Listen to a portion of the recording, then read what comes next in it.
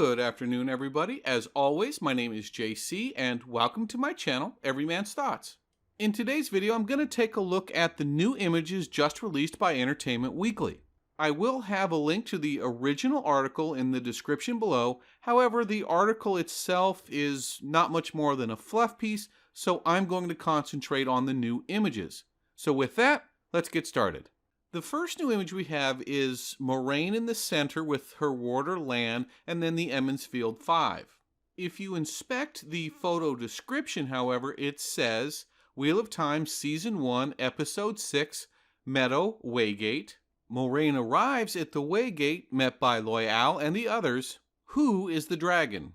Because of earlier weeks, we know that the Waygate was moved, and because we know that this is in Episode 6, it's likely that this isn't some random field, they're actually traveling through the Blight.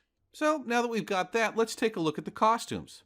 There's a few items here that really show an attention to detail that I appreciate. If you look at Lan and Moiraine, they both come from wealth and power, and you can clearly see that their clothes are of a higher quality than that of their traveling companions. Your eyes can just feel how soft or supple their clothes are when compared to the coarseness of the other 5. I also appreciate that they're torn up a little bit. Moiraine has mud on her clothes, Mat has patches, Perrin's tunic appears to have stains on it. I'd actually like to see more of this considering how road-weary they are and what they've been through so far. The ladies of Two Rivers have the traditional braids, and if you look close and zoom in, you can see Moraine's ring appears to have a stone in it that represents her Aja. As far as what's going on in the image itself, I think we can make a pretty solid guess. Take a look at the expression on their faces and the position of their feet. I'm imagining this is the last step that each of them take before we see all of them contemplate what's before them and then the dramatic transition over to the Waygate. Obviously, nothing about that is really original, but then again, if it's done right, it will play well, and that's all that really matters. Finally, there was some discussion online about how the characters in the show look noticeably older than how they're described in the books. This issue was addressed by showrunner Rafe Judkins in a tweet where he said, quote, "We aged up the Emond's Field 5 from the books because sometimes TV shows with a bunch of 17-year-olds as leads feels like young adult, and Wheel of Times is not young adult." You know, I completely agree with him and hope that this signals that they're going to treat the series with the maturity that it deserves. The next image we're going to look at is obviously a shot of when the Aes Sedai capture Logain, or King Logain if you prefer. At first everything looks pretty straightforward. I was impressed with Logain's wardrobe and the craftsmanship of his cage. As it turns out, this became the most controversial photo of the series so far. The first issue was when Rafe Judkins was describing this scene in the article. He made a reference to how in real life men try to shut down the power of women, and then in the Wheel of Time, women shut down the power of men.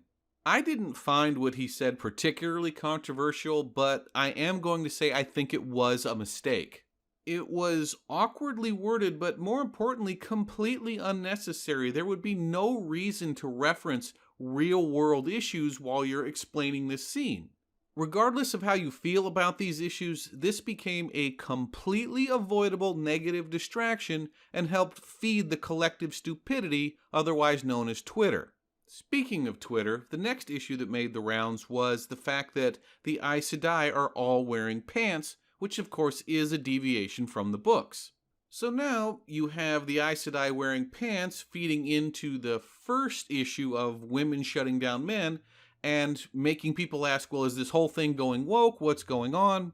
And then creating a second issue of the show deviating from the source material. To this point, there has been no official explanation in regards to the pants, and I'm not expecting one anytime soon.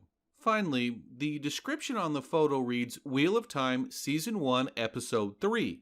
Corellane Plains, Egwene and Perrin see wagon tracks heading east, friend or foe. So we know we're going to see this in Episode 3, and it'll be interesting how they reconcile all of that within the timeline.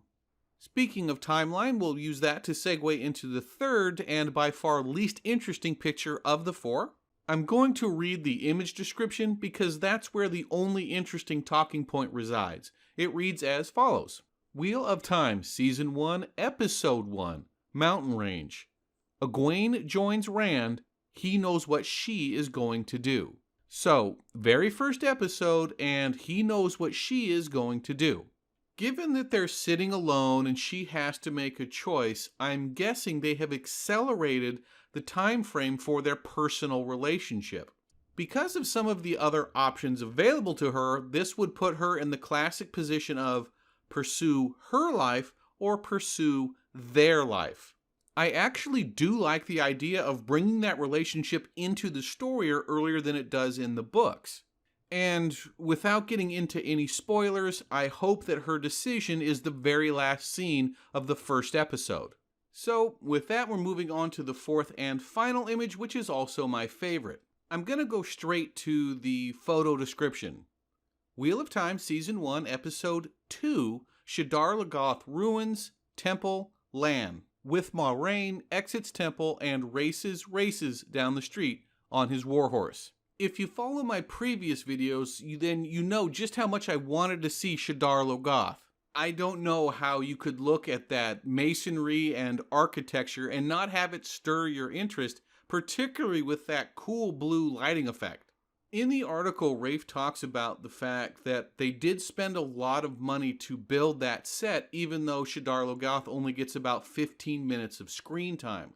Sad panda for the only 15 minutes, but most likely that's going to be my favorite 15 minutes of Season 1. Well guys, that's it for me. I will see you next time.